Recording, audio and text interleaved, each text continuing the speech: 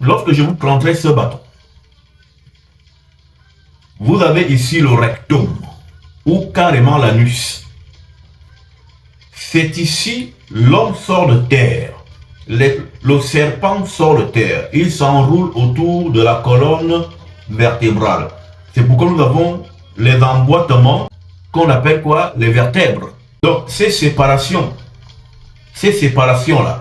qui séparent ces quartiers de la colonne vertébrale, sont en fait l'enroulement du serpent et qui vient justement apparaître ici au niveau du front, qui est le troisième œil, qu'on appelle la lumière intérieure, qu'on appelle l'évou chez certains, qu'on appelle vulgairement le vampire.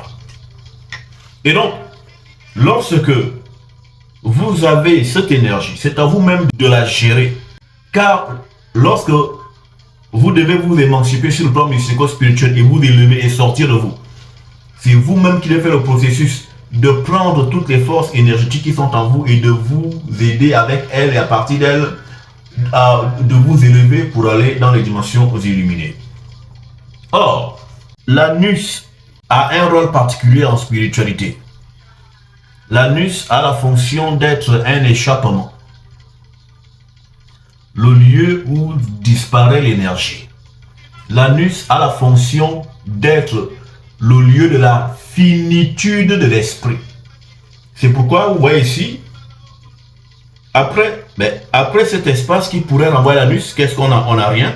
Donc l'énergie finit là. Mais on peut aussi dire qu'elle commence ici.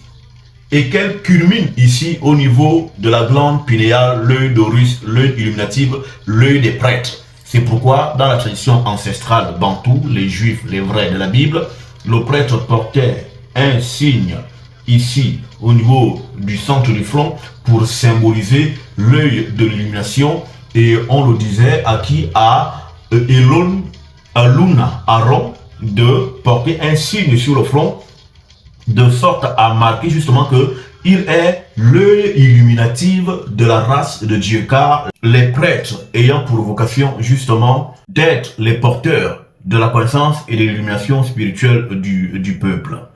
Donc, lorsque par exemple un individu irait commettre des débats sexuels anaux, cet individu sera en train de se vider parce que l'anus est un lieu où on se vide, où l'esprit sort.